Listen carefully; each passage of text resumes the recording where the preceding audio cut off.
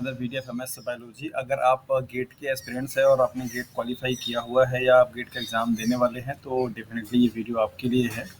इस वीडियो में हम लोग बात करने वाले हैं डीआरडीओ के रिक्रूटमेंट को लेकर के, जो कि साइंटिस्ट बी के लिए है। और इस साइंटिस्ट बी के रिक्रूटमेंट जो होगी वो डायरेक्टली आपको इंटरव्यू के लिए शॉर्टलिस्ट किया जाएगा based on your GATE score 2025। तो अगर आपने गेट का फॉर्म फिल नहीं किया है और आप साइंटिस्ट बी का रिक्रूटमेंट भरना चाहते हैं तो डेफिनेटली पहले आपको गेट का एग्ज़ाम देना पड़ेगा और उसमें आपको क्वालिफाई करना पड़ेगा और आपके उसी स्कोर कार्ड के बेसिस पे ये रिक्रूटमेंट जो है वो फुलफिल की जाएगी। सो देखते हैं कि क्या है वो नोटिफिकेशन, उसमें क्या क्या चीज़ डिटेल्स है। तो आप यहाँ पे देख पाएंगे कि basically government of India, ministry of defence, R&D organisation, that is DRDO की तरफ से नोटिफिकेशन है। यहाँ पे recruitment requirement of valid GATE score for direct recruitment of scientist B in DRDO. तो वैलिड स्कोर का मतलब ये हुआ कि ये इसी साल का जो भी गेट का एग्ज़ाम होगा, जो कि आपका 2025 में कराया जाएगा फरवरी में, और उस गेट के एग्ज़ाम में आपको अपीयर होना पड़ेगा और उसके बाद आप उसको क्वालिफाई अगर करते हैं तो उसी गेट के स्कोर कार्ड के बेसिस पे शॉर्ट लिस्टिंग की जाएगी। Be it known to the candidates desirous for of requirement to the post of scientist B in the defence research and development organisation that the organisation में notified vacancies of scientist B for the year 2025 in the next few month. बताया जा रहा है कि DRDO की तरफ से 2025 के लिए जो साइंटिस्ट बी की रिक्रूटमेंट होगी वो कुछ महीने में ही क्या होगा, नोटिफाई किया जाएगा। और depending upon the requirement the direct recruitment to the post of the scientist B will be conducted based on the valid GATE score. तो आपको यहाँ पे बता दिया गया है कि ये जो डायरेक्ट रिक्रूटमेंट होगी साइंटिस्ट बी की, ये पूरी तरीके से टोटली गेट के स्कोर कार्ड के बेसिस पे होगा। और वैलिड गेट का मतलब ये हुआ कि आप 2025 वाला जो एग्ज़ाम होगा उसमें अपीयर आपको होना चाहिए, राइट। तो उसके बेसिस पे क्या किया जाएगा, शॉर्ट लिस्टिंग की जाएगी, फिर आपका रिटन टेस्ट या इंटरव्यू कराया जाएगा अलग अलग डिसिप्लिन में जो भी डीआरडीओ की तरफ निकलेगा, including those under life science and humanities and social science. So ऐसे कैंडिडेट जिन्होंने जो कि नॉन इंजीनियरिंग बैकग्राउंड के हैं और गेट का फॉर्म डाले हुए हैं, लाइक एज लाइफ साइंस से हैं या ह्यूमैनिटीज़ से हैं, सोशल साइंस से हैं, उनके लिए भी डीआरडीओ में अब साइंटिस्ट के रूप में काम करने का बेहतर अपॉर्चुनिटी मिल सकता है अगर आप गेट का फॉर्म डाल के गेट का स्कोर कार्ड ले लेते हैं तो। Only those candidates who will possess valid gate score on the crucial date of the eligibility will be considered for the shortlisting for written test और इंटरव्यू।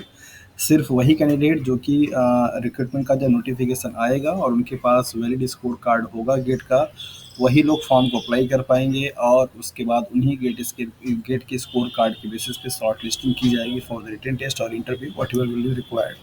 तो डीआरडीओ के साइंटिस्ट बी के लिए कोई अलग से आपका एंट्रेंस एग्ज़ाम नहीं होगा। ये एंट्रेंस एग्ज़ाम का काम आपका गेट का स्कोर करेगा। आप गेट का फॉर्म फिल कीजिए और उसमें अच्छे मार्क्स लाइए और इंतज़ार करते रहिए डीआरडीओ के नोटिफिकेशन का। सिमिलरली ऐसे ही जैसे भी आपने देखा था कि सेंट्रल सिल्क बोर्ड में साइंटिस्ट बी की रिक्रूटमेंट आई हुई थी आईसीआर के जेआरएफ के बेसिस पे। तो जब आपका ये गेट का एग्ज़ाम हो जाएगा, रिजल्ट आ जाएंगे और उसके बाद ही आप उसके पहले नोटिफिकेशन आ जाएगा फॉर्म फिल करने के लिए और शॉर्ट लिस्टिंग जो होगी वो आपको गेट के स्कोर कार्ड के बेसिस पे दिया जाएगा। तो ये प्री इन्फॉर्मेशन इसलिए दिया जाता है क्योंकि जो लोग अभी गेट का फॉर्म नहीं भरे हैं वो लोग गेट का फॉर्म फिल कर पाएँ। तो अगर आप भी हैं उनमें से जो कि गेट का फॉर्म नहीं फिल कर पाए हैं तो आपको बता दें कि 26 सितंबर तक लास्ट डेट है गेट के फॉर्म फिल करने का। आप चाहें तो गेट 2025 डाल करके उसके ऑफिशियल वेबसाइट पे जा करके अप्लाई कर सकते हैं, आपके पास अपॉर्चुनिटी है। लेट में अगर ये नोटिफिकेशन आपको मिलता तो बेसिकली आपको प्रॉब्लम ये होती कि फिर आप गेट का फॉर्म फिल नहीं कर पाते। दैट इज़ वाई ये नोटिस आपको पहले ही दे दिया जाता है रिक्रूटमेंट के एक्टिव होने से पहले, ताकि आप उसकी जो एलिजिबिलिटी है उसको आप प्रिपेयर कर सकें, आप गेट का फॉर्म फिल करके उसमें एग्ज़ाम में अपीयर होकर के स्कोर कार्ड ले सकें।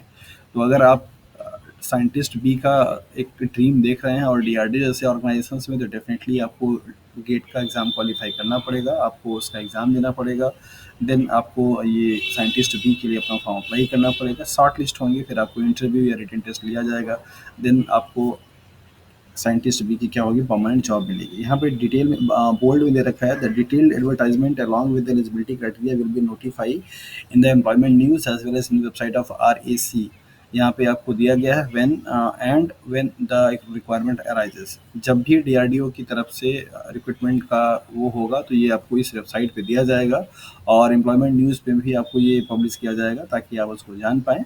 लेकिन तब तक आपका गेट का जो फॉर्म है वो उसकी डेट जा चुकी होगी। तो यहाँ पे समझना ज़रूरी है कि अभी बगैर वैकेंसी आए ये नोटिफिकेशंस क्यों रिलीज़ करना पड़ा, क्योंकि आपको अभी गेट का फॉर्म फिल करना पड़ेगा, क्योंकि गेट के फॉर्म के बेसिस पे ही आप वो फॉर्म अप्लाई कर पाएंगे। तो अगर आप गेट का फॉर्म नहीं भरे हुए हैं तो आप इस चीज़ को रख कर के ध्यान में गेट का फॉर्म भर सकते हैं और आपको एक अपॉर्चुनिटी बन सकती है डीआरडीओ में साइंटिस्ट बी के रूप में काम करने का। सो अगर आपको अभी भी कुछ कन्फ्यूजन है, कुछ डाउट है, तो आप कमेंट सेक्शंस में अपने प्रॉब्लम को मेंशन कर सकते हैं। जितना पॉसिबल होगा वो सारे आपकी प्रॉब्लम को सॉर्ट आउट किया जाएगा। So thank you for watching this video.